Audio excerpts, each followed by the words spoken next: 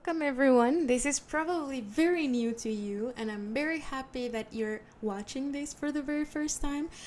I am María Inés Flores, and this is our very first episode in English of Conversaciones Catárticas. I do believe that the other episodes are also visible in English with captions only on YouTube. So if you want to go watch that so that you have a little bit of more context, that is perfect. But if not, I am here specifically to introduce myself and introduce the project of Catártica and some of our values that we have been working on in the magazine for 5 years. So I am very, very happy to be in front of the camera and the microphone again, and this time in English, in order to expand Catártica at its most and reach other people to reach the cathartic point. First of all, I do believe, and taking into account that this is the first episode in English, but also that this is the first episode of a second season, I believe it is very nice for me to introduce myself.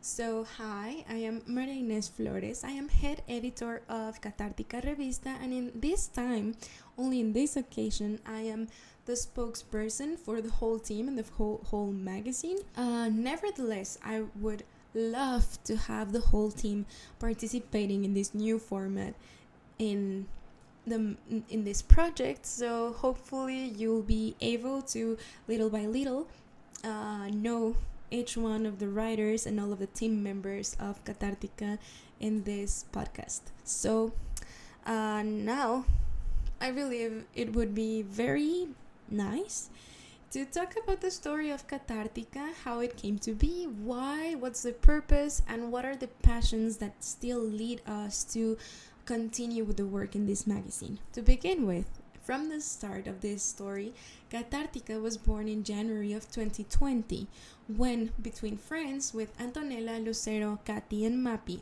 all of us from different disciplines inside of the Cultural Guild, we're from art history, fine arts, and literature, we all came to the conclusion that inside of this very broad concept of art, we were still talking about the same names over and over and over again.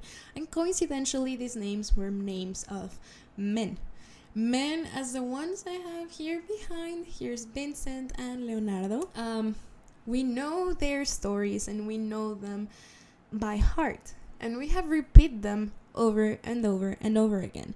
So we all came to the conclusion that there was still so much to talk about and so much to discuss and to learn. Therefore, we started talking about Catártica as a project. To continue talking about Catártica, I do believe that it is very important to propose something for this podcast in order to understand, and these concepts that I have probably put into the magazine with the team. Most probably, I have inherited them from my professors back in college, but I do believe that they are so important in the understanding of art history. So first of all, I would like to propose to remove all the dichotomical adjectives that we use in our daily lives, in our daily life speech. I know that dichotomical adjectives might sound like a very complicated concept, though it's very easy. Those dichotomical adjectives are the adjectives that we use in order to describe things, but that position ourselves in two different poles. So we can talk about black and white, true and false, correct and incorrect. Understanding these dichotomies might also help us to understand that history is not really painted into black and white, but actually it has different scales of gray. And most importantly, as I would like to think, it is a multicolored panorama. Now, this brings us to our second point, in which I propose to understand history according to one of the great thinkers of the 20th century. He is Michel Foucault. He is considered to be one of the most important minds for the post-structuralism philosophy, though he always rejected this title. To talk about Michel Foucault in this podcast is going to be very recurring. So I would like to introduce a little bit of context so that we can all understand a little bit every time that I will mention Michel Foucault in this podcast. So he was a French philosopher, historian, sociologist, mainly developing a current of thought based on the social structures that practically govern us and the way that we behave through these social structures, very highly linked to the knowledge and power. This current of thought, this system of thought that he developed was mainly proposed in the 60s and the 80s before his death in 1984.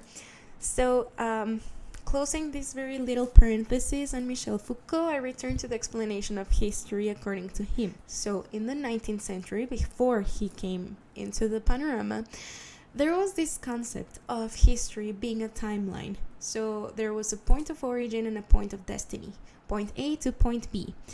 But when Michel Foucault understood history, he proposed that history could have breaks and discontinuities and disruptors. So point A to point B could have point A, point 1, point A, point 2, or different lines that came across the main line. Rather than being just a line on a timeline, there was a series of intermediate points and different lines that could intersect the main line and maybe even could curve the history. In another example, to understand this further, I can say that I, Maria Inés, have a line of my history that starts in point A and finishes in point B. And you can also have your own timeline and your own history with a different point A and a different point B, and we're still coexisting in the same time. And maybe our lines come across each other or they don't, but still our lines are part of a bigger scheme of history. So understanding this, we can go to proposal number 3, in which we can say that the official history that we all know about is only a small piece of all of the stories that we still need to learn. And this is basically why Catártica was born, with the intention of rewriting, or rather continue writing art histories from a different point of view. Art history has been written in an official discourse that it is very, very hegemonic, white, heterosexual, Catholic, widely linked to the possibility of capitalizing the names in history. And this is where we come across products like these ones, in which the names of men are valuable not only in a historical point of view, but also in an economical matter. And this is where I intend to bring Catártica to close the market of names, but rather open an exchange of intercultural understanding with infinite possibilities and infinite names. So, this is why we opened a space, a digital platform for cultural dissemination in which we can understand the already created artistic forms that have already been studied from a different perspective, but also all of those manifestations that have been kept in the shadows because of the social structure of power and knowledge. This is why Catártica has become, in a very poetic manner, a space to wander around naked, vulnerable between letters, where the noise from outside cannot reach us. The magazine was named Catártica after the process of catharsis that was proposed by Aristotle in the ancient Greek tragedies. We suffer, or we go through the process of redeeming ourselves by projecting our emotions in the characters of a Greek tragedy. We can go through this purification of the soul without actually going through the tragedy. This is how, through Catártica, we can redeem art history without actually erasing the history that has already been written. Also, it is very important to say that Catártica is also a space for literary and artistic production. And we can also publish narrative, chronicle, short story, poetry, but we can also publish some of the visual arts like photography, painting, and we can talk about film and music, whatever opens our senses to new manifestations. Having already explained a little bit about what we do, I am so excited to restart this new project, and I'm so very much excited to do it also in English. hoping that it also excites you and that we can go through the next episodes together, rewriting art history and understanding a little bit about ourselves through art history. Thank you so much for listening. Don't forget to subscribe and follow us in all of our social media. But most importantly, don't forget to read us every 20 of the month in our written version of the magazine through the links that I will leave below. Thank you so much and goodbye.